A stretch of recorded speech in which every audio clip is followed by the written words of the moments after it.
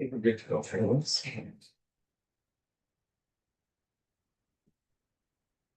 Good evening, everybody. 5:30 p.m. and I will call the regular council meeting of September 17th to order. And as we do, I will acknowledge that we in Sioux are on the traditional territory of the Sioux First Nation, in the area of Treaty 3, and that many of the people in communities we service are in Treaties 5 and 9. And the original Indigenous name for Sioux is Wananangang. And that's the best I can do, Darby. Darby taught me everything I know about how to pronounce that name. So. I'd also just like to acknowledge the passing of the former mayor of Sioux, Terry Jewell. Served the community very well. Amendments to the agenda. Are there any amendments to the agenda? Do you know, Lawrence? I have none. Thank you. The motion that the agenda for the regular council meeting September 17th, 2025 be approved as presented. Moved by Councillor Timpson, seconded by Councillor Van Breda. All in favor? Carried. Thank you. Declarations of pecuniary interest. Do you know, Lawrence? I have none. Thank you. And I should note that Councillor Cassidy sent his regrets. He had to be away in Thunder Bay for work. Adoption of minutes. We have the minutes of the July 22nd, 2025 special council meeting and August 13th, 2025 regular council meeting to be adopted as presented. Moved by Councillor Lego, seconded by Breda. Any discussion? Sorry, Councillor is that when, are those the minutes that referred to Sioux Solar Farm? The email was, yes, the August 13th minutes would have had a summary of the delegation. I'm just wondering when a report would be coming to council.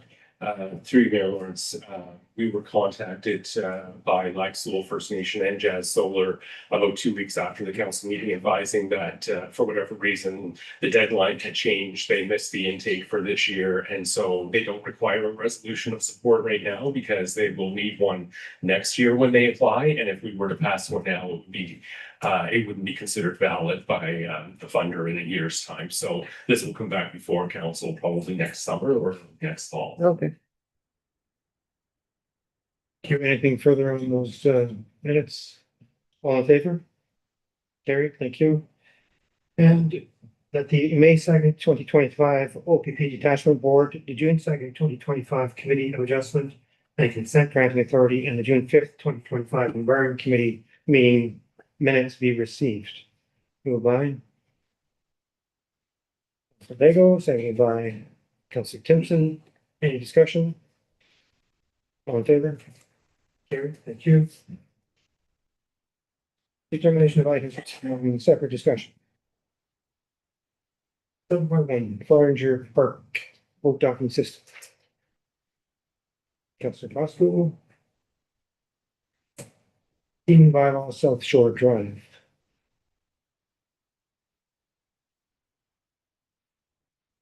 Community 2026 Community Choice Project. Councilor Costin. 2022 and 2023 municipal surplus allocation.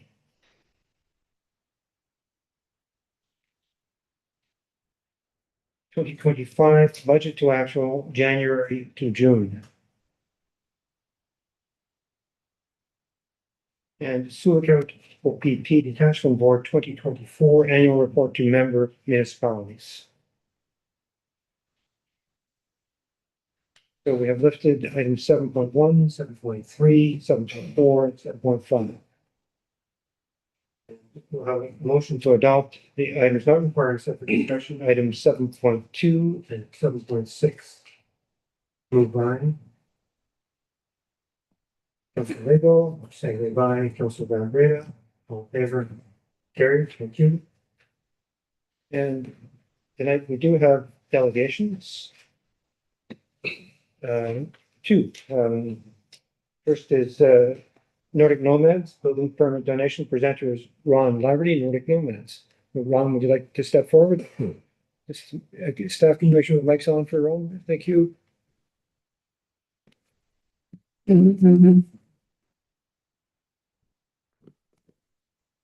understand how the delegations work, Ron, you can present. I don't. I've never done it before. Okay. You can present your topic, council can ask questions. Yeah. And, no decisions ever made. At the meeting of the delegation, staff will then bring a, if requested by council, a report back to council for later. Okay. Well, thank you very much, and thanks for giving me the opportunity to speak with you on behalf of Nordic Nomads. I'd also like to thank the clerk for her patience with me trying to get this organized. And I was hoping to have something in writing to you, but unfortunately my printer packed it in, and I've been busy up in Pekanchcum. I just got back from a flight. I almost forgot about this meeting, so I apologize. So basically, I know everybody's busy, and there's another delegation behind me, so quickly, we were the Sioux Nordic Nomads benefited from the mat tax with building of our garage. Or it's not a clubhouse, but it's a garage that we have at the Cedar Bay Recreational Center. It includes space for all of our equipment that we use for grooming trails, preparing trails, and all of our equipment that we have, saws, brush saws, and all that.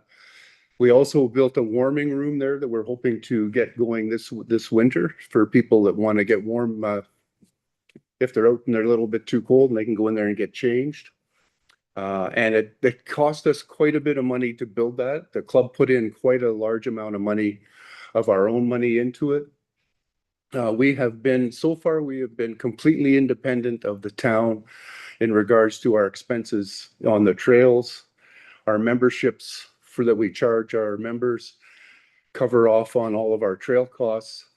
The trails not only benefit the Nordic Nomads, but the trails are in use 365 days a year by members of the public, other than when we have groomed ski trails. So anybody can use them and benefit from them.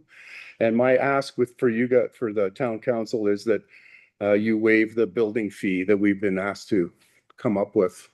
I believe it's between $400 and $500. And that's our ask. We're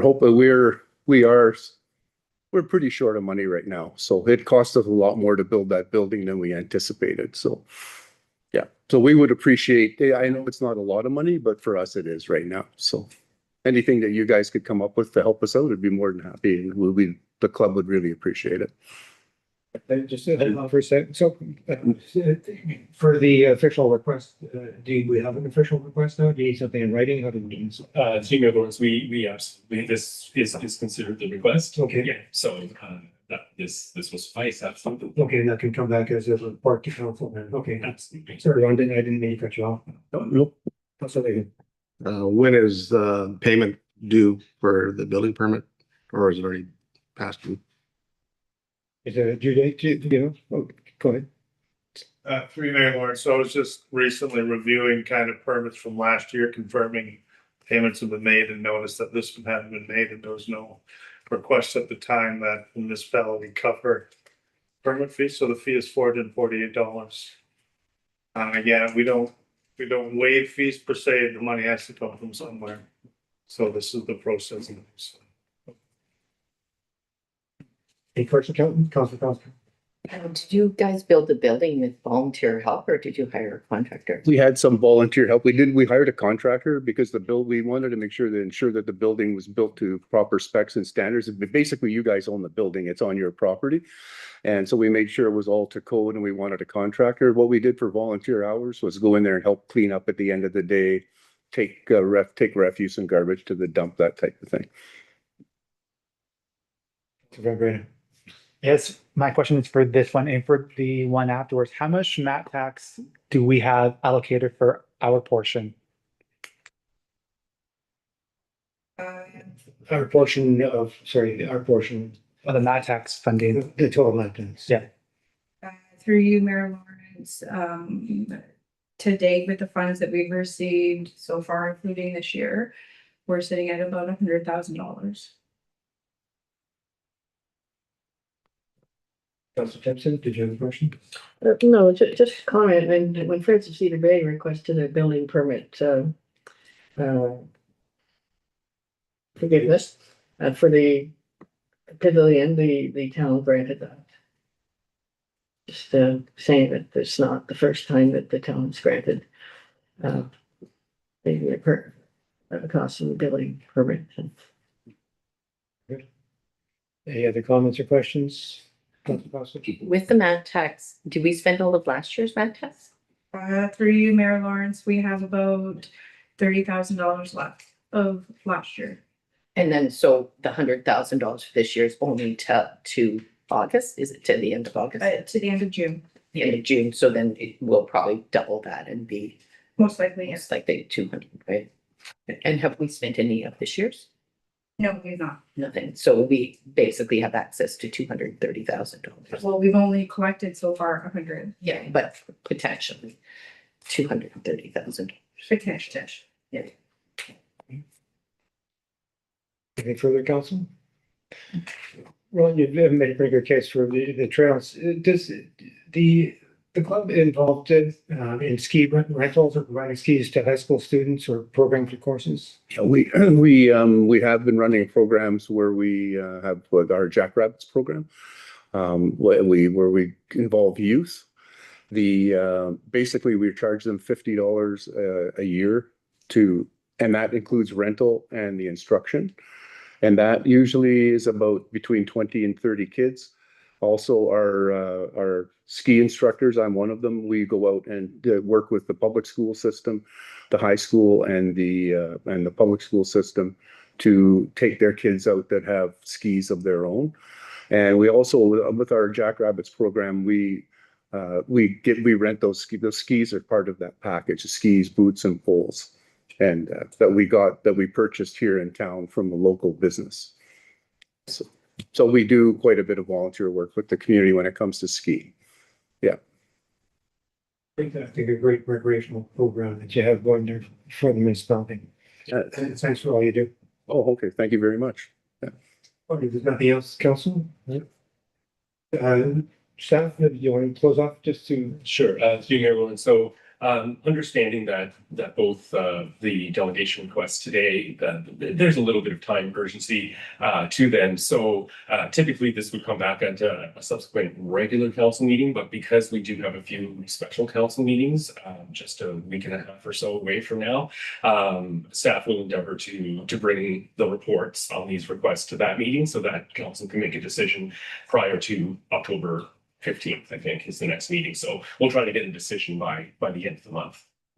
Okay. Well, thank you. And I'd like to also say, I don't know who came up with this mat tax idea, but it's brilliant. It absolutely is. Our club would never in a million years be able to afford to build the building that process has helped us with. And everybody knows how expensive equipment is. We have our club on its own has probably $80,000 worth of equipment that we use that we've purchased on our own through our club, through our funds. But we could never afford to build that building, honest to God. So thanks, whoever came up with that. If it was in the town council, I don't know who it was, but thank you, whoever did it, because it's been really, it's good for the town. It's good for all of us. So I'd love to take credit, but like most things, the ability of the municipality to tax is dependent on what the province allows. You're allowed to use property tax, and it's the province who came up with the mat tax, and it's up to the municipalities. It's their option whether they use mat tax or not. So thank you for giving us that. well, thanks for giving me the opportunity to be here. Have a nice night, everybody. Thank you. And next delegation is the Sioux Bombers renovation donation request. The presenters James Brome and Christine Hoey, and this is Herman, Sioux Bombers. So, good evening, everybody. Thanks for your time. I know how busy everybody is, and we're going to ask for a little bit more than 440. Just a heads up. So Doug introduced us. Liz Hurlin is maybe the only person you don't all know personally, and Liz has moved to Sioux and she's working full time and has decided to join the board of directors for the Bombers, which we really appreciate it because it's hard to get great volunteers. So far, so good. We haven't scared her away with all the things that we have to do. It's like, she's like, oh yeah, we'll get involved. I was like, every day, it's every day. So what I'm going to do is just give you a little groundwork of how this came about. And then James will go through the PowerPoint that that was sent to you in your email, so you can follow along kind of thing and just get some visuals, because there's quite a few pictures in there. So like it said in the presentation, is that in early 2021, we were approached by the municipality. A group of us were approached by the municipality to bring a junior team back to Sioux Lookout. So in that time, it was Matt Carnes, Joe Cassidy, myself, Austin Hoey, and Nelson Rosiak. We spent the better part of that year putting together a proposal and a plan to bring a team back to Sioux Lookout, finding funding, talking about what we would need to do it, meeting with municipal staff and mainly the CAO and the rec department, so they knew what we would have to do the facility to make this a thing that people would want to be at, because we knew that we were going to have at least 24 home games a season, probably more with playoffs. But the arena was, is old and it needs a lot of work. So we took it upon ourselves to work with the town, and we completely renovated I'm going to call it the old part of the arena, which is the main entrance. We've made a clubhouse for our boys that's probably the best clubhouse in at least this league, with room for the coach, room for the trainer so that she can work on the boys when they're hurt, room for our equipment, a proper shower room with bathrooms and something to that. We worked with Matt Tax as well to come up with a budget, and pretty much all of the work other than the trades people, the plumbers and the electricians, everything was done voluntarily. So every contractor in town gave us anywhere from 10 hours to 50 hours that first season to make that clubhouse. Now, if you haven't been in it and you want a little tour, it's quite spectacular, I have to say. James has got it all stickered up, so it's quite deckled, and it's really nice. And when the boys come in, like this was just a heads up, this was our our camp was like 2 weeks ago, and the boys that were coming from Southern Ontario to try out, they were like, one of these, we've never been in a dressing room like this before, and we've played high level hockey to this point. So pretty good for a town of this size to do it. We thank the Matt Tax as well, and the municipality and all the rec staff and all of the contractors, because every single one helped us. That's what happens in a small town. So at that time, we had made a deal with Michelle LaRose that we would want to look at expanding the renovations to the upstairs. At that time, James did his own renovations to the old broadcast, which was Howard Lockhart's old office, for those who know that's where it is. So because we have to televise every game, which is, again, really great advertising. So the billet parents, the players' parents, fans from all over the region can watch whoever we're playing. But there's a space behind there that is in desperate need of renovations. So James is going to take over that part of the presentation just to go through the photos. If you flip through quickly, you'll see the locker room overview, and you'll see some before and after pictures. It'll say before renovations, and then it'll say during renovations. So that those first couple pages was what the main floor looked like. And then the after that's what the main room looks like now. So we have 25 players. Our coaching staff, I'm sure you're aware, are all volunteer except our head coach. Tara Drew is our head trainer, and again, all volunteer, all her time. Brad Lance is also our secondary trainer, travels with the team as well, all volunteer. Jason Murphy is our goalie coach, again, all volunteer, as well as the board. Is all volunteer time to make this happen. So it's really tough. We fundraise all year long, obviously, to put the money in. Just so you know, last year's cost to run the team was $647,000. So it's big money just to put the team on the ice, let alone all the extras that go with it. So now I'll let James sort of take over, and he'll be at the newly acquired room picture.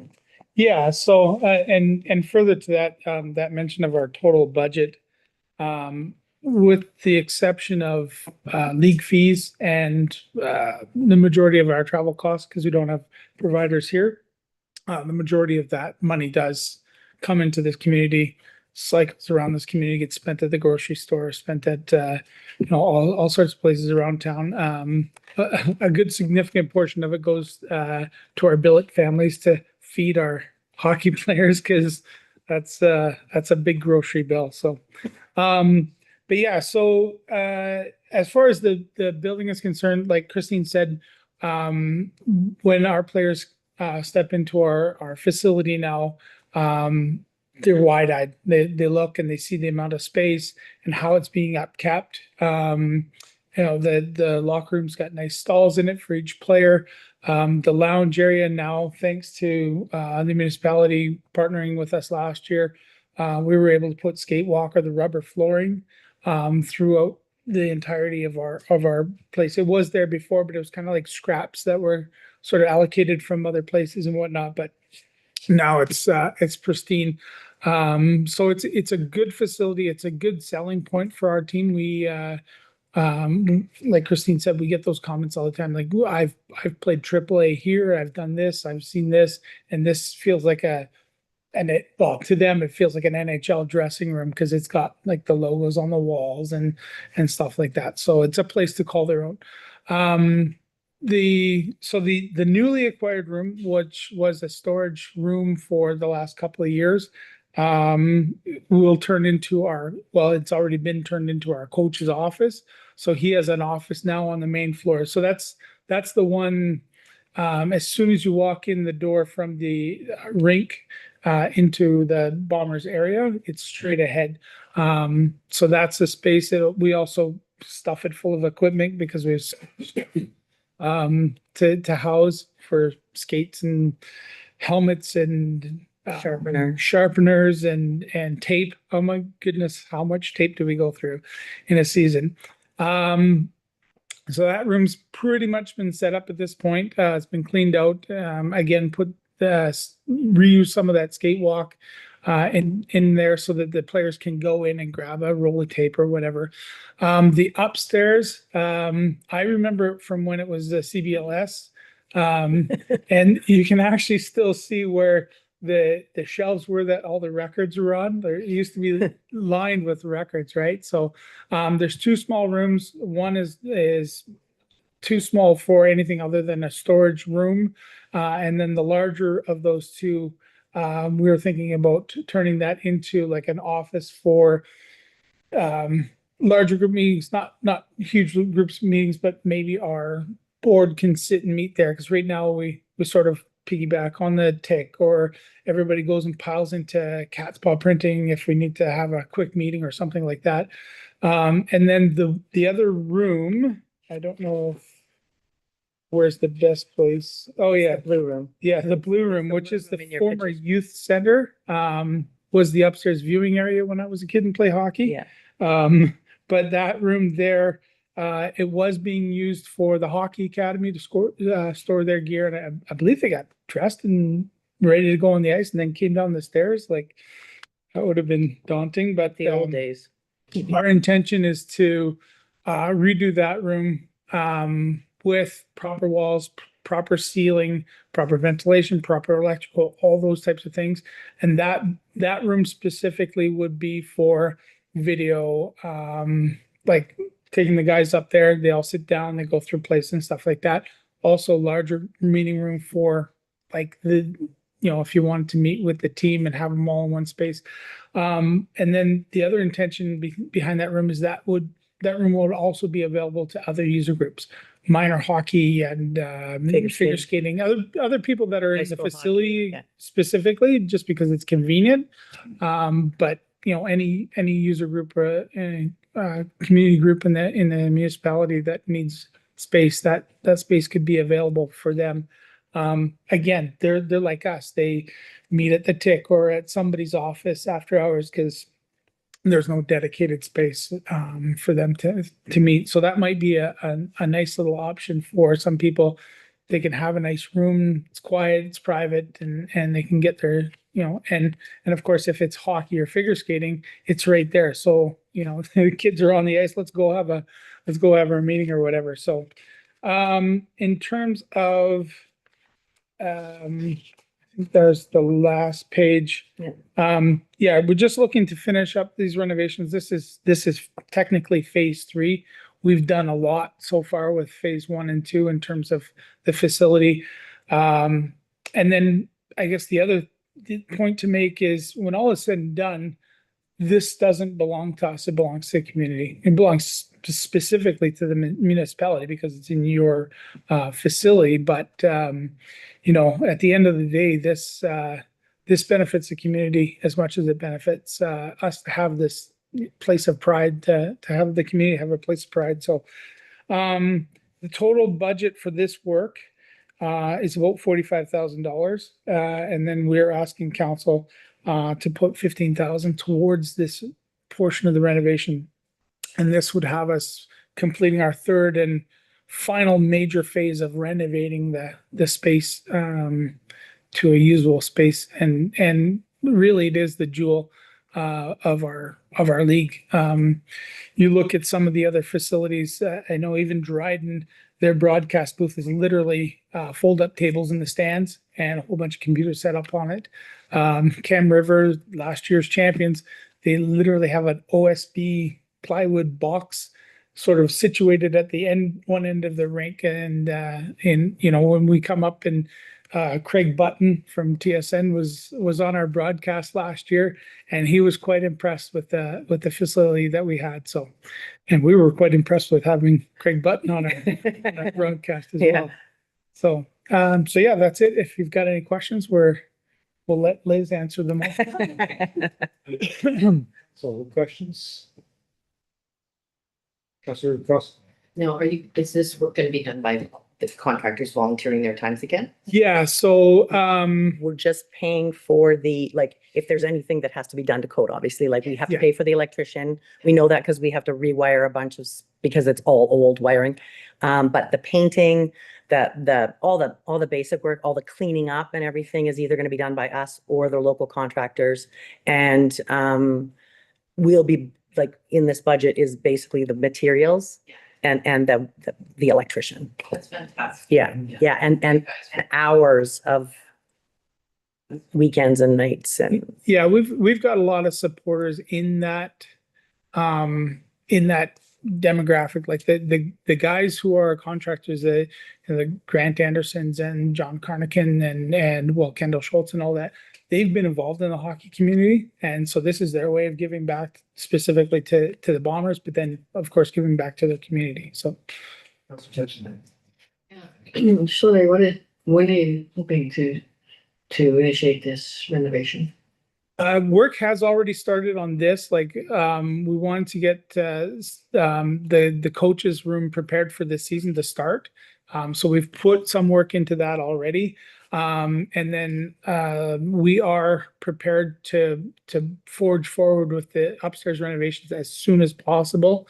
I believe now that summer is over, some of the contractors and some of the people who are giving us a hand are going to be available up and through October, November-ish. So right away. Yeah. So any further? Similar question is asked the previous delegation. How much, without going, just having another, without winding you up too much, you're involved in various things in the community that the Bombers contribute to the community in some ways. I know that they just finished running hockey school, I think. Yeah. Can you just give an outline of some of the things that you do? Uh, Do you want me to? I just Yeah. wrote it out. Okay. I just wrote the same thing out because we met with we partnered with Rotary. So we worked together with them, Lobster Fest, obviously. We last year and every year so far, we visit the schools numerous times. Pelican Falls School, Lac Seul schools, the Sioux schools. We also have a hockey camp in Lac Seul that we try to, once they get their ice in, we try to work.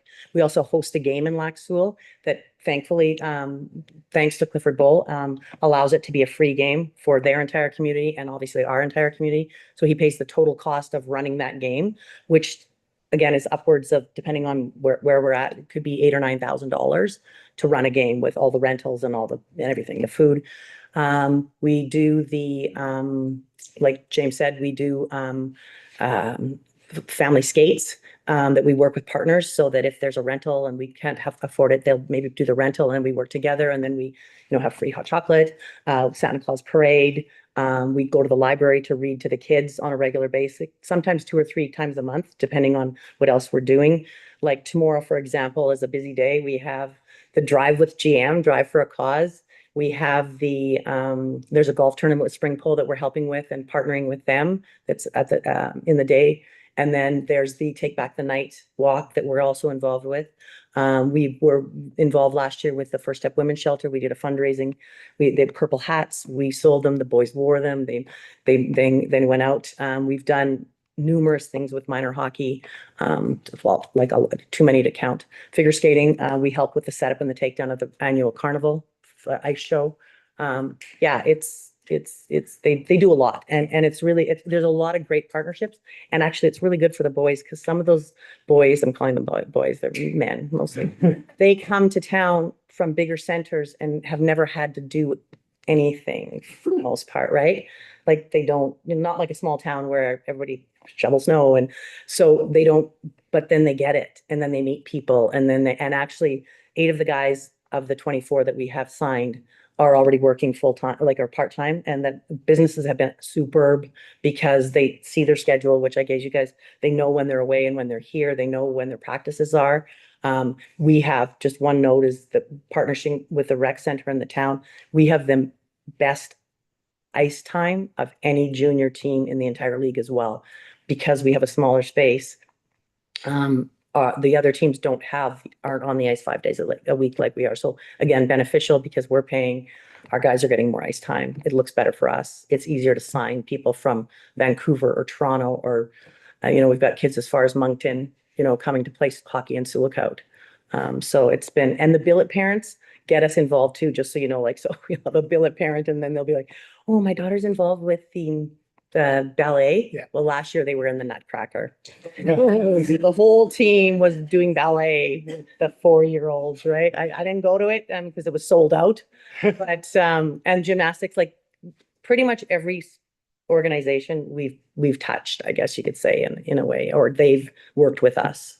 Yes, for So sure. part of our partnership too with Rotary is they sell 50/50s and at the games generates income for the Rotary, and they distribute quite a bit of that through purchasing tickets and delivering them to organizations that service people that may not have the ability to take in a hockey game. So I know the Friendship Center for one, we delivered a lot of passes, not just for the kids, but like family passes. So, and they went in with the Christmas hamper. So in January, we had lots of folks who wouldn't have otherwise had the ability to come to a hockey game and have, bring 2 kids and mom and dad and have a popcorn and a pop and all that kind of stuff. So it's a really good feeling for us when we're able to do that with the Rotary Club as well. So.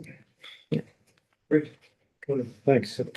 So I gave you some. Hard to wind you up. No, I don't know. That's what I said. We had a presentation to Rotary because they've got a lot of new members. And then I'm like, can you tell we're proud of what we've done? And we're super passionate and we're not going anywhere. But I gave you an outline of our thing. And also James did a really cute, this is our promo schedule. So these are the sort of the name games that are happening, the bigger events that we're doing. We've done a mental health game since the inception of the team. And that's a super huge one that we have a really good partner in Slifna who just, we get 400 or 500 people in the rink just supporting mental health with our boys as well as with the entire community. And it's been really beneficial. Over the last 3 years, we've probably donated, Yeah. I'm going to say, through those efforts with the 50/50 and our jersey sales for these special games or whatever, probably close to $20,000 or $30,000 to the Health Center Foundation and other organizations like the cadets.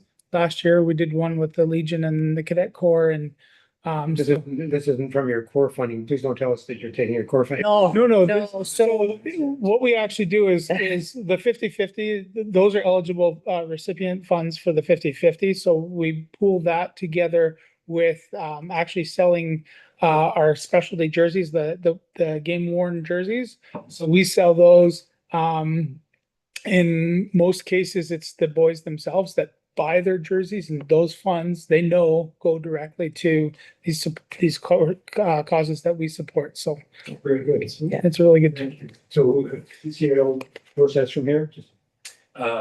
Same as the previous delegation, we'll get a report together for one of the meetings in late September, early October, so that council can make a decision as quickly as possible. Thank you. Thanks for your time. We really appreciate it. Thank you very much for all you do for the community. We're told, I know.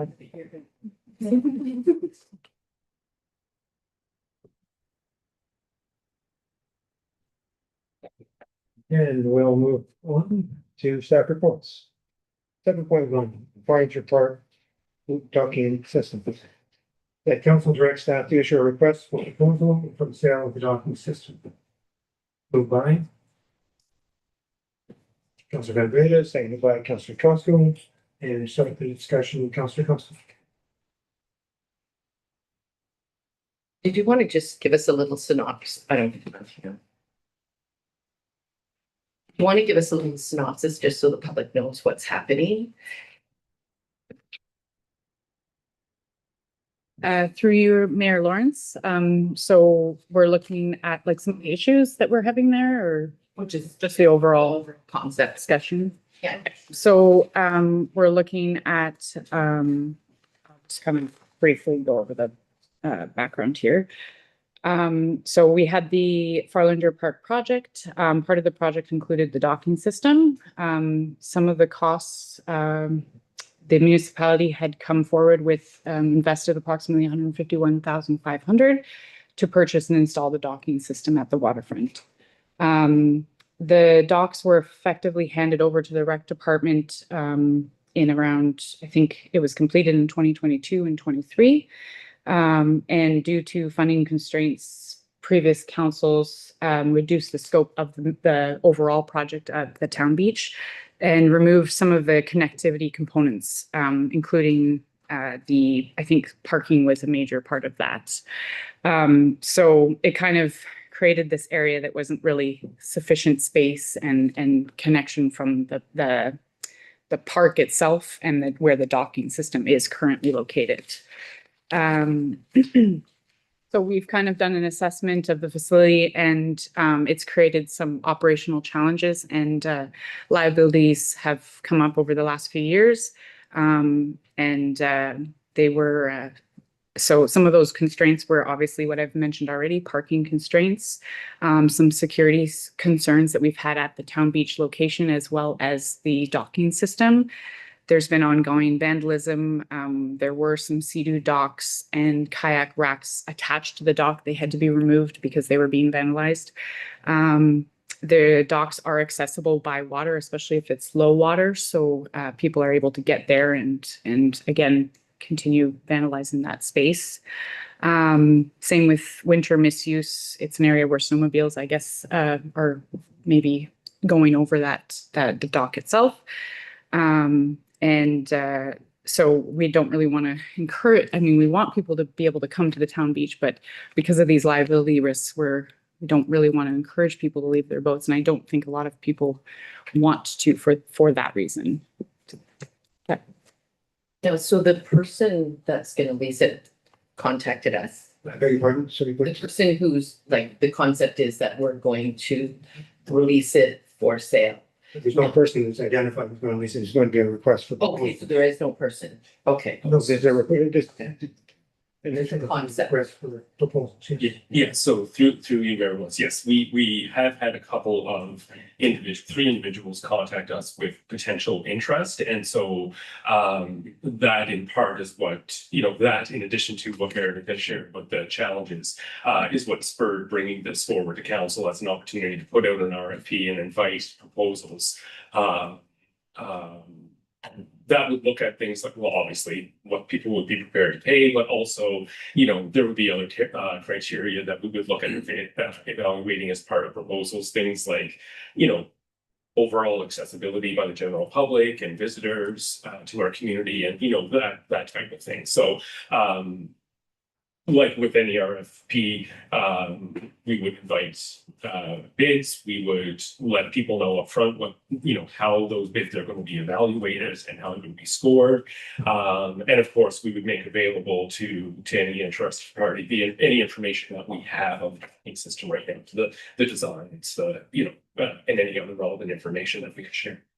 Now, would the town be responsible for moving it, or would the successful bidder? Yeah, that would be the intent, that successful bidder, because it likely would still require working with the manufacturer, who obviously came and installed it here initially, just because of the nature of the system and the weight and all that kind of stuff. So it could be done potentially locally, I'm not sure, but that will be something that the bidders would understand that would be part of the responsibility. Councilor Griffin? Volunteering with Wally Weekend for the past 2 years, I noticed that the ramp going onto the docks has been broken off of the concrete there and is attached to a tree. Whoever were to lease this, would that be part of the lease agreement that they have to fix the ramp going onto the docks? The concept, the docks will be moved to a different location. Okay. Council? I think it's a great idea. I think it was a dock too far, so to speak. Government works slowly sometimes, and we work slowly on the plan that was envisioned back in the late 2008, 2009, and it just sort of took on a life. I think this is one that we can say it was probably not the best. We could have had better ideas, but I think it's brilliant and we're doing something about it, and I'm hoping that something truly worthwhile comes out of this for the municipality. So very good. Councillor Timpson. Just wondered with this, leasing it to get around the funding agreement, what is that? Are we okay with that? Yeah, so through you, Mayor Lawrence, we have checked, we've gone back to the legal agreements that we've entered into with the funders, and we are still coloring within the lines with this particular creative approach. But the person who leases it would not, it'd be for their private use. So through you, Mayor Lawrence, the idea again would be that part of the evaluation criteria would look at things like, will this be used specifically for one business and their clients, or is it going to be something that's going to be available to the entire community? So those would be things that the proponents would outline in their proposals. Yeah, and they'd be moving it to wherever. Exactly. This doesn't have to stay where it is. No. Okay. Exactly. The intent would be that it would be moved to the preferred location Okay. that the bidder would identify in their proposal. Anything else, Council? The motion's on the floor. All in favor? Carried. Thank you. Item 7.3, the council approved an allocation of $20,000 from the municipal portion of the municipal accommodation tax, the MAT tax, for a 2026 participatory budgeting pilot designated as a community voice project. Line? Council Lego, seconded by Council Cosco, and discussion. Council Cosco. I love this idea, but I do have some concerns because $20,000 is not a lot of money to start with. And we've sort of had problems finding contractors to do those tiny projects, have we not? Yeah. So are we setting ourselves up to look bad? You know what I mean? Like we're saying, okay, what project do you want to do within this year? And then we can't pull it off. So what would we have in place to help us with that? Like, will the person who's doing it, like the bombers, be able to bring in some volunteers and move the project forward themselves, or are they locked to our project management? Through you, Mayor Lawrence, I believe the intent for this round, because it is fairly new, to keep it simple.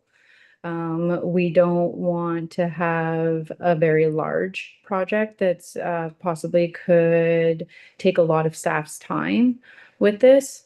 And to bring the community in and just bring different ideas and everything to the table. So one of the intent also is to reach out to the schools and see if certain classrooms, if students has an idea of something that they may want that's very simple and basic. And we're not looking for any large, huge projects that are gonna take a lot of time, but something that, to keep it simple for this year.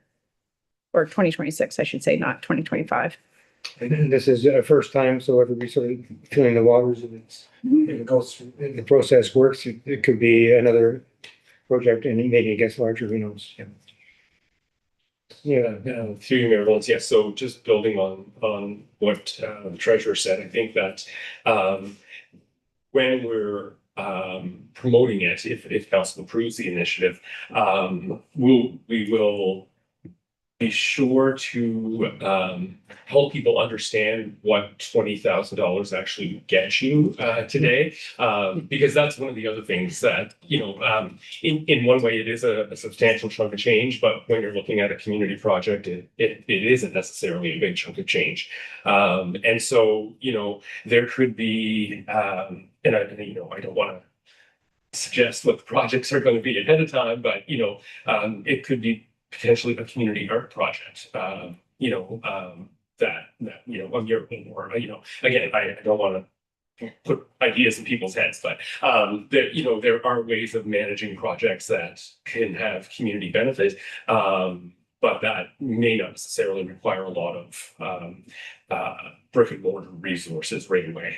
And I think our strategic initiatives manager wanted to add some comments.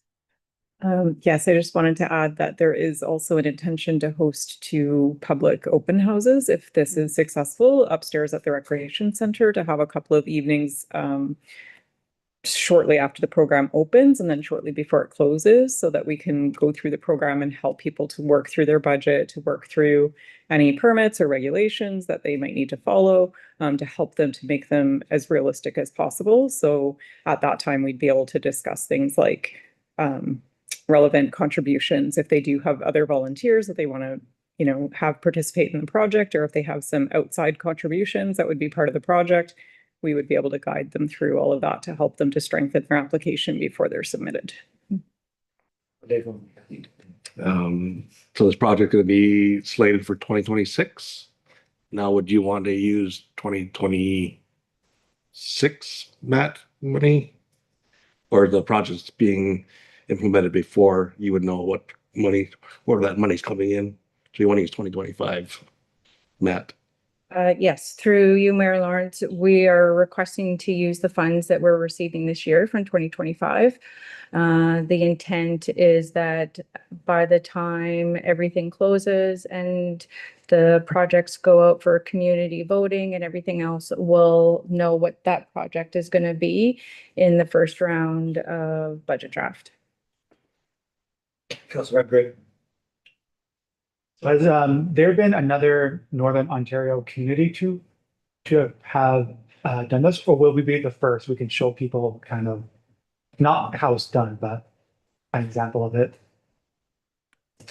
I believe that there are, through you, Mayor Lawrence, sorry, I believe there are other Northern Ontario communities. I know there was a Northern Quebec community that I found. I believe there are a couple of examples that we listed, but I'm not sure if I found much detail on a Northern Ontario example. I think there were some First Nations that were listed, but not a lot of detail, so. So your proposal is this is a one-time only, not an annual thing? For you, Mayor Lawrence, at this time, we are looking at this as a pilot initiative. So we're asking for a one-time approval, and we would see how that went and how council feels about the results of the contest. And if the project has community benefit, then we could come back and ask for a repeat another year if it's successful. The motion calls it a pilot, so it's, yeah. I remember being at an event at the high school. It's funny you mentioned high school or students.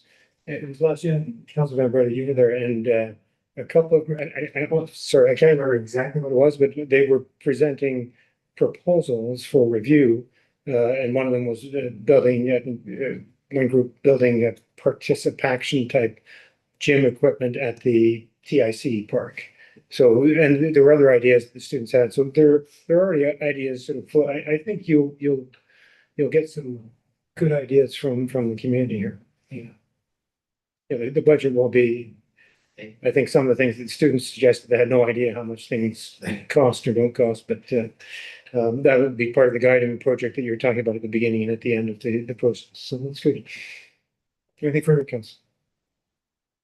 All in favor? Carried. Thank you. Item 7.4. The council authorizes the direct staff to allocate the 2022-2023 municipal surplus of $443,718.23 to the general reserve. Moved by Councillor Label, seconded by Councillor Van Breda, and good discussion. Councillor Costa. What's the rush on this? Like you're saying that you want to do this before the 10-year financial plan, which is being presented this fall. It's actually being presented in the next 2 weeks. So why are we doing this like that? I don't understand the logistics of this. So through you, Mayor Lawrence, part of this, to be perfectly honest, is the fact that council had been looking for this information for some time. And I had made a commitment that we would bring you those figures in September regardless. And so that's essentially why it's here. The idea or the request or the recommendation from staff is just that you acknowledge that's what the amount is, 22, 23. We set that in the general reserve, essentially on hold until council looks at the 10-year capital plan and makes some decisions around that. And then that way, council will have a better idea of how they may want to allocate that reserve. So really, in terms of the timing, I acknowledge it is a bit awkward in terms of, but council had asked for this and it had been deferred a couple of times, and I promised that I would bring this figure this month, so that's part of the reason it's here now. And So you're providing the number and it goes in general reserve, but you still council's purview to. Anytime. Yeah. Okay. What's the cost? now, we had sort of requested the 2024 too. So what's happening with the 2020? Right, so the 2024 surplus, we will know as once the audited financial statements are received, which will be, I believe, in the next couple of months, Carolyn. Yeah. So again, hopefully by November, we're gonna know 22, what was remaining, 23 and 24, so that as council was moving into budget season as well, that there will be information available with respect to long-term capital planning, a reminder about what has already been sort of council had passed its reserve and reserve fund policies. Some of the surplus gets allocated to some of those reserves, and so we'll be able to present that bigger sort of comprehensive picture, including the 2024. Pardon me, the 2024 surplus as soon as we get the financial statements presented, hopefully in October, November at the latest. No, it wasn't the reserve thing was passed in 2025. So none of these funds would be going to that because that didn't come into place till 2025. Is that not correct? So I believe we passed, help me, Harley, I believe we passed the reserve fund policy in October of 24. And so the way the policy is written, it does provide council with that flexibility to make those allocations. So sometimes it's established as a certain percentage of what's left. Other times it's council has identified a minimum amount that they want in the reserve. And so part of that option is how quickly do you want to get to that minimum amount? Do you want to use 20,000 of the surplus to get to that? Do you want to use 50,000 of the surplus to get to that? And so that, in conjunction with funding upcoming capital projects, determining current projects that are coming to a close in 2025, and before we take out long-term debt, council may want to allocate some of the surplus to reduce the amount of long-term debt we need to do. And so that's why we want to sort of present the capital planning get the 2024 surplus number and then be able to allow council to sort of make those allocations with sort of that broad picture. So we're sort of presenting it over the next 3 months in a gradual way so that council gets to sort of absorb all of the options, because as you know, there's there's no shortage of places where it could go. And so we're trying to present it in a sort of logical way to say, okay, here's what we have, here's some options, here's what's coming down the pike in terms of capital and construction loans that are going to be turned over to long-term debt in the coming year. So we wanted to provide that information as we get it, and so that council will have some time to think about it over the next couple of months. So, this is a 2-year, it's for 2022 and 2023. So if I said $400,000 on a $40 million total budget that we have, that's 1%, but it's 2 years, so it's 0.5% surplus, which is actually pretty tight budgeting. The surplus number looks at a glance, and looks like that's a big number, 440, but it represents for 1 year, 220,000, which is about 1/2 of the total budget. We can't budget for a deficit, can we? No, unfortunately, municipalities aren't. So I shouldn't say unfortunately. Municipalities legislatively in Ontario cannot budget for a deficit. So I know some might react and say, boy, that you're bad, you're working to about 1/2 of the budget. So that's pretty good budgeting, I would say. And I'm guessing there's some other agencies that sit on the boards and they've had surpluses, and largely the surpluses have been due to staff planning that they haven't been able to hire. And is that? So that makes up some of it, and we will provide more of those details as we provide the 2024 figures as well, so that council gets an idea of what contributed to the surplus. Was it savings in staffing wages because positions couldn't be filled? Was it reduction in contracted services because they weren't available to provide the service? Or was it just a fear of deficit?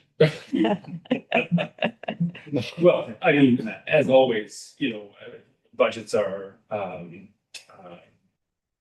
just that. They're forecasts, they're a prediction based on our best available information at the time. So yes. Anything further, council? Then I'll call the vote. All in favor? Carried. Thank you. Item 7.5.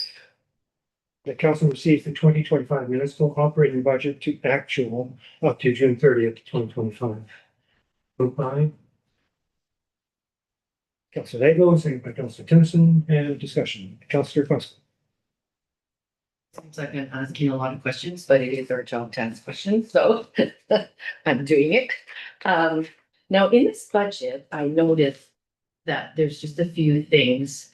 Now, with bylaw, we've spent hardly anything with the employment costs. Do we not have employees in bylaw? Yes, so through Mayor Lawrence, we are now. We didn't have them hired at the beginning of the year, so they were hired, remind me, I think it was maybe May, June. So there's probably only like maybe 4 to 6 months, 4 to 6 weeks wages in there, yeah. Okay, so my other questions are with community transportation. We've almost maxed out our employment costs, and I know we didn't receive the grant. Are we going to be able to continue to offer this service? Yes, so we have been, as we do, there have been some savings in some other areas in the budget, and so staff at this point projects to be able to continue council's commitment that we will continue to provide the service as it currently is until we can find a partner or another agency to take on that role. We have been having ongoing discussions with a number of organizations.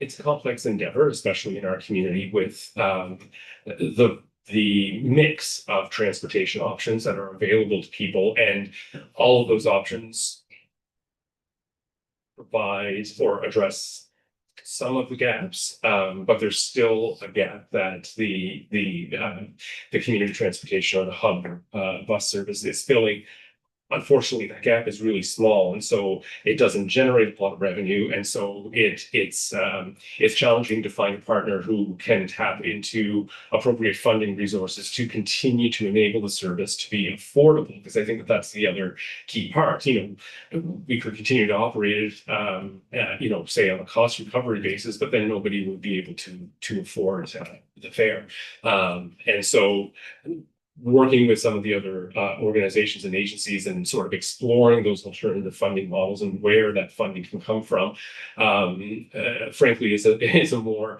arduous process than we had initially anticipated. And so we continue to have those discussions, but no immediate resolution at this point. So very long way of answering your question. I apologize. That the intent is to continue to offer the service as it is right now on the sort of the on-call, basis, and continue to work forward with our efforts to find a partner. CEO, just to be clear, it wasn't that we weren't successful in getting the transit funding. That program, I think, is a three-year funding program, and the province decided not to. Yes, sorry. Yes, that's what you mean, Lois, that's correct. The funding for the project ended at the end of March. We had budgeted some money for this year because we knew that there was going to need to be a transition period, and so we continue to work on those options. So we're not the only municipality that doesn't receive that funding anymore. Have you heard? Is there any talk of replacement for that? There has been some other options. Unfortunately, I think perhaps the most concise way I can put it is some of the constraints are similar to some of the housing funding that has been made available, and how smaller municipalities like ours are more disadvantaged in competing for those dollars. Thank you. Councilor Costa? Instead of finishing, I have one more question. So my other question with the budget here is, I noticed that in supplies in several areas that we're spending like 1%, 6%, 14%, 17%, 21%. So we're way underspent in supplies. Like, is there a strategy for that? Like, what's going to happen there? Yeah, so some of that is cyclical. So when you look at the next quarter, when in November, when you get the year to date to for the first 3 quarters, you will see that a number of those numbers would have been adjusted. We do some annual purchasing at certain times to like more bulk purchasing, so that we realize savings, and some of that happens in the third and fourth quarter, pardon me, so it just hasn't been captured yet. Thank you. Anything further, council? Well, then I'll call the vote. All in favor? Carried. Thank you. We all deny all this, CA? You may want to. Go ahead. You've actually been doing more talking than me. Maybe actually you've been great. I'm happy to read so just one this evening, and this is arising from the report that was adopted as part of the consent agenda, the deeming bylaw. So bylaw number 59-25 being a bylaw to repeal bylaw number 18-25 and to deem 1774 South Shore Drive and 1780 South Shore Drive, municipality of Sioux not to be on the subdivision. And so then we just need a motion, please. And do that bylaws number 59-25. Yes. We read it first, second, and third time it passed. Moved by Councilor Van Breda, seconded by Councilor Timpson. All in favor? Carried. Thank you. No motion outside resolution. So Councilor reports. Councilor Van Breda. Thank you. It's been a pretty good month. Started the month off with the CAO and I in Ottawa for the AMO conference. We had 3 delegations. The first 2 went really well. Third one, I think the PA was not. I don't want to say anything. Be careful how you phrase it. Yeah. I don't think he was well introduced to Sioux, so it kind of went by pretty quickly. I know, Brian, you feel free to jump in too. But I think that our first two went really well. They both asked about you by name. One of them said, "Where's my favorite mayor?" So I think that's about any mayor. But I will say that I am very hopeful and I'm very optimistic that when they update the OPP billing, I do believe that we will see much relief. I remain optimistic and I do believe I'll believe when I see it. it's like I do think it's true, like what you have said, that we keep on tripping at it, right? We keep on being the squeaky wheel, right? We're the thorn in the side. We're gonna eventually get the grease. And I feel like hopefully the chickens are coming home to roost, or whatever that saying is. That anyway, I would say that I left AMO feeling really optimistic. And it was nice too that on the airport, at the Ottawa airport, I was at the same flight back to Thunder Bay as many as our Northwestern Ontario colleagues, like mayor and councillors. And it was interesting because all of them were asking about Sioux Lookout. All of them were asking what's going on at Hillcrest, what's going on in the airport, what's going on, this and that. So what we're doing here, people are taking notice. And I feel like Sioux Lookout, I say too, like I feel like we're at the cusp of an economic boom in this town. And I think people are seeing what's going on here, and it was nice because it literally felt like the spot that was on me. You had people from Ignace, Pickle Lake, Ear Falls, Dryden, be like, "What's going on with this? I heard that you guys are getting a motel." And I'm like, "Actually, we're getting 2 motels. I heard about this." It was nice that what we're doing here, it is being noticed by our colleagues in the area. So, and then moving on. Last weekend, I was in Fort Frances for the 150th anniversary of the Métis adhesion to Treaty Number 3, where I met up with former NPP Sarah Campbell, and then I had the Environment Committee as well. Thank you, and thank you for being a municipal political representative at AMO. It requires, the CAO cannot go on his own to meet with ministers and do delegations. There must be a political representative. So you're it. Thank you. Thank you. Councilor Tibbs. Okay. Yeah, I'm actually going to be looking forward to KDMA meeting tomorrow because they were going to lobby the minister, but the OPP, I think they're going to be just so sick of us, they'll just do something. Probably. Yeah, they do again. Anyway, Environment Committee, and then really happy to see that we're going to be hopefully initiating a litter program that involves the community in a more structured way. And I am now on another subcommittee of the hospital. It's only 5, but this is my 5th committee on that hospital. And we're looking at the bylaw, changing the bylaws, updating the bylaws of the Minneola. So I've had 2 meetings of those. And other than that, everything else was suspended for the summer, and we're back in the saddle now. That's good, yeah. Yeah. I like those declarations. Councilor Gostin. No, I have a question. So on the agenda, this is called questions, comments from members of council. So at this time, can we ask questions? I've been meaning to ask Brian to change the CAO to change it because the agenda item that we traditionally have is council reports. And if it's not on the agenda, we shouldn't be raising and talking of interesting concerns. CAO, you may.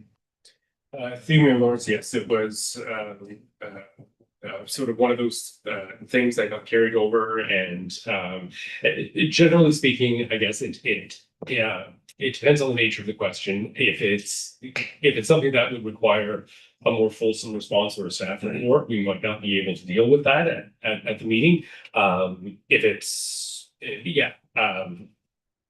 something else that we can respond to, if the question is even to staff, sorry. I just assumed, sorry. Well, since it is on the agenda, the question, I do have a question. And You'll test my limits of calling you to order if I think it's out. Yeah. So, and I don't mean that impolitely, I just mean that. Yes, yes. So my question is about the Alcona Bell Canada situation. So I don't know if people are aware of it or not, but in Alcona during that big storm at the end of July, their phone lines went down. And the reason I'm bringing this forward is because Bell Canada is recognized as the utility in every subdivision. And if people don't want to use Bell Canada, they have to come to council for approval, like Darrell Moore.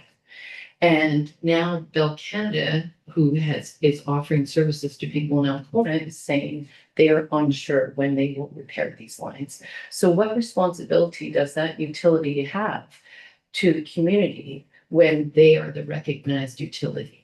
So, and what role can we like Brian, can you play in the situation to assist the people in Alcona? Because now they're being forced to basically get Starlink. And several of them are seniors and they've had no phone lines for 6 weeks from a utility that is recognized utility. See, I will leave that to you to decide if that's in the purview of something. Yeah. You want to answer now? And you don't have to answer it now. You can think about it. Sure. Few minutes. Briefly, what I can say is, one, I wasn't aware that this had occurred, so that's very unfortunate and a very long time. I can also say that increasingly we're observing that certain utilities seem to have difficulty servicing our area in a timely fashion. I know I spoke with representatives from Sioux who rely on a hydro service provider that is not Sioux Lookout Hydro. And when they're constructing homes, they're waiting anywhere from 12 to 18 months to have their hydro service provider come and connect them to the grid. This is so all that to say that I am seeing that there seems to be some struggles with various utility service providers in the Northwest region. That of course isn't an excuse or an explanation. These service providers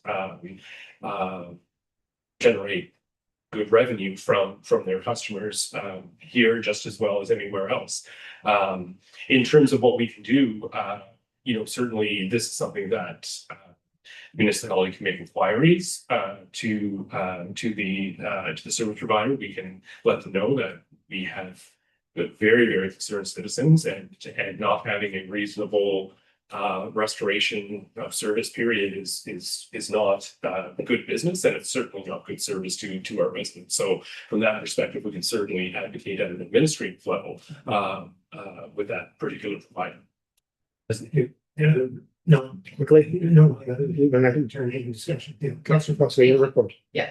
Okay, so this month we did get training for the Committee of Adjustment, sort of a pre-meeting to the meeting, which was done by the staff. They did an excellent job. It was an opportunity for us to learn and to because we sort of have been struggling with the flow of that meeting. So just to get everything in order. So it was a great meeting. I actually missed the actual Committee of Adjustment meeting, but I did go to the pre-meeting. TRC meeting was yesterday, and in the next coming week, we're going to be participating in some events around town. And during the meeting, I sort of have a little fun that we're going to try to pull off. So we'll see how it goes. Thank you. Councilor Layton. I also attended the pre-meeting for the Committee of Adjustments, which was very good, going over how to properly run the meeting and the things that need to be brought up and said and legislatively. So Ryan would be happy with that. I also attended the LCC meeting on the Friday night. Yes, Friday night. We had 4 things that were brought to the committee, and also attended the LCC meeting. And they will be looking for a new Crown Land recreationalist position. The person that was in that spot has resigned. So if there's any resident of Sioux Lookout that's looking to get onto the LCC, they're more than welcome to get a hold of the M&R and talk to Kevin Price or Sean Burke. That's everything. Very good, thank you. Councilor Ashton. There you go. Hello. I guess I've been on council since August 13th, and so I've been trying to learn the iPad stuff. And I did go to the medical welcoming, did the first one by myself. We do a PowerPoint and we talk to the doctor and let them know what silicone is made of, the history and everything like that. So, and then we did another one this week. So we know there's some changes that need to be made to the presentation. And then we had the TRC meeting yesterday, and we hadn't been able to meet for the last couple of months. And but anyway, we put off one event until the spring, which is the gala that we had envisioned for Truth and Reconciliation that takes place in our community, and people who volunteer for some of the events that take place. Silicon has been, I think, ahead of a lot of places, cities and towns, in terms of reconciliation and trying to tackle, the 94 recommendations in the best way that we can. And so it's upcoming on September 30th, which is Truth and Reconciliation Day. There will be a march on the 1st, starting at the Friendship Center, I believe, going to the beach. And we do have a little project that we're going to be doing on that day. And it has to do with the name of the town, Wanangang. And we're going to be taking a video camera. Brent Wesley is back on the committee. We're happy to see him back. And he will be recording people and asking them if they know the indigenous name, for Silicon, and could they try to pronounce it. So you might be in the video. It might be some remedial lessons. So it should be a little fun project. But we also attended in the summertime the Blueberry Festival, and we were Team Sabe, we called ourselves, which is Sasquatch, and in our culture, the Sasquatch is a being that is a spiritual. One of the grandfathers, one of the 7 grandfathers. And anyway, so that was our theme. And we made bannock shaped feet, and we served 2 different kinds. We came in second place. So we had some of the staff from the town participate, and they found it a really good experience. So we had a lot of fun with that. So we're trying to do public engagement with certain things. I know Reese has been, had some of these things. They had rocks to action in Hudson. Yeah. So I'm happy about that. And I guess the displays up at the airport with the cultural items, that's another way, as well as the posters, banners that pop up. And they're being put at different locations within Silicon. So that's what I'm saying. We're a little, we seem to try our best, and I think we're doing a good job with doing the reconciliation. And yeah, so we're hoping to have this gala in springtime where we recognize some of the people that have been involved with Truth and Reconciliation. Okay, and what else? The Police Services Board, the detachment commander, we had one meeting, and the meeting went well, and and he provides the report to look out. It's available to see online, and he goes through all the stats for the different areas that that they look after, whether it's the highways or, you know, some of the crimes and, what numbers are, how the numbers are. Every year, it seems to go up a little bit, so I'm not saying that it's, you know, perfect, but, we tried to look at ways in the past with, Mayor Doug Lawrence here, when he was on the board, to decrease some of the calls for service because, that affects the costs of policing. And, there were certain things that we have done over the years. I've been a chair since 2017, I believe. Yeah, yeah. And, so there were certain things that were done. The closure of the liquor store, that type of thing, just to see what the numbers were happening, on the weekends and that type of thing. So, we're still looking at those things. I think that's what I can say for now. So, thank you. Very much, Councilor Ishka, a fulsome report for your first full report. I'll take Councilor Timpson's. You said things that were canceled, but they were suspended or something.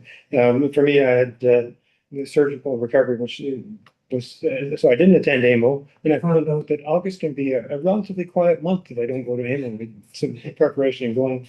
But so the CIO mayor check-ins, we did do not a locum doctor, but an awesome student treating. I think there were 4 Northern Ontario School of Medicine.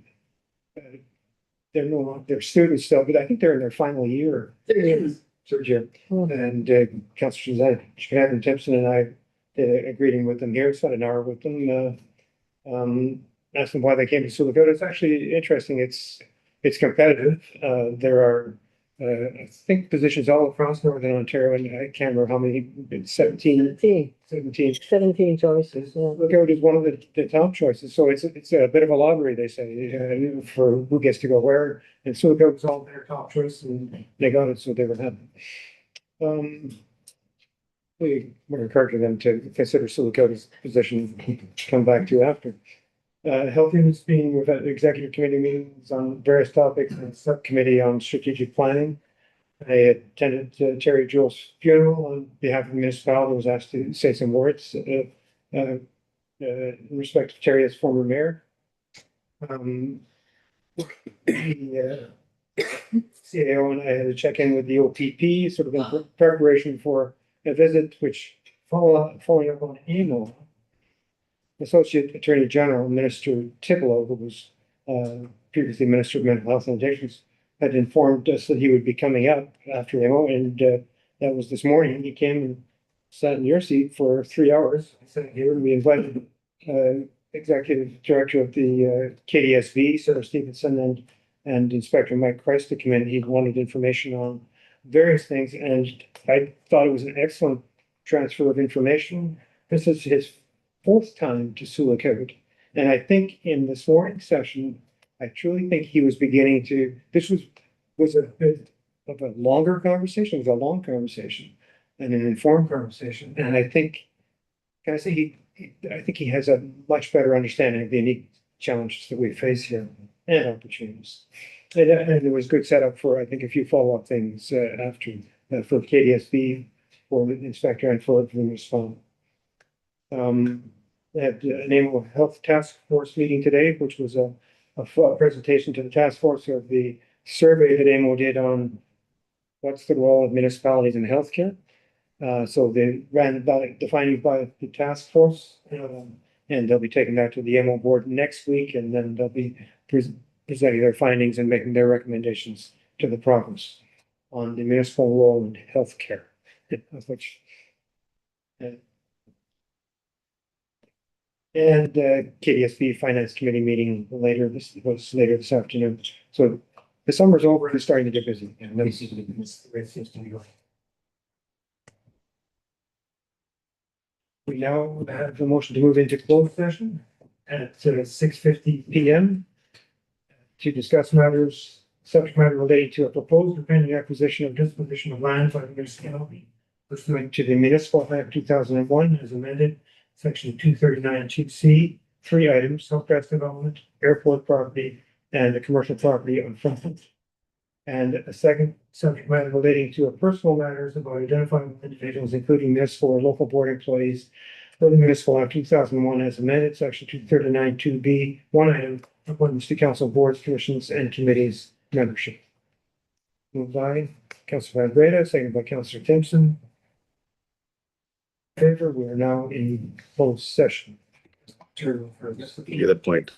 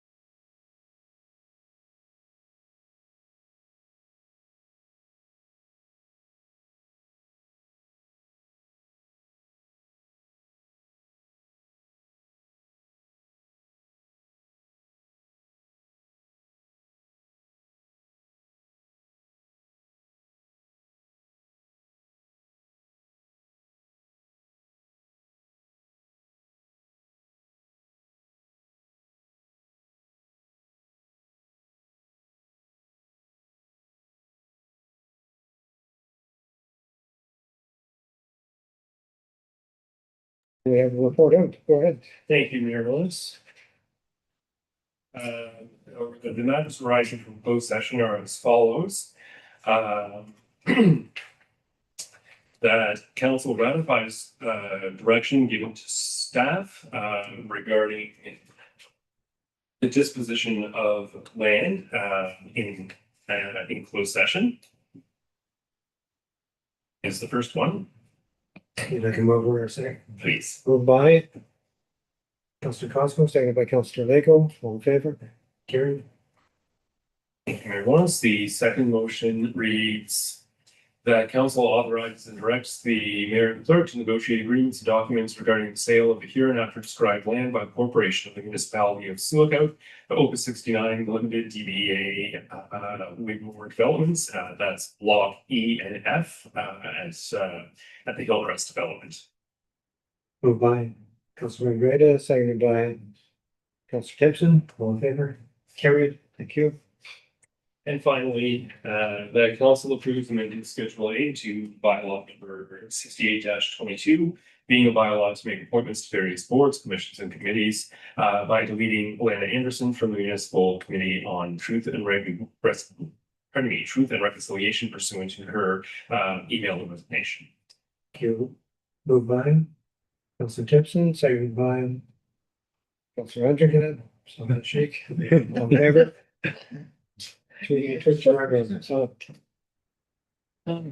With bylaw number 60-25 being a bylaw to confirm the proceedings of the municipality of Sioux, September 17th, 2025 regular council meeting. Be ready for second and third time and passed.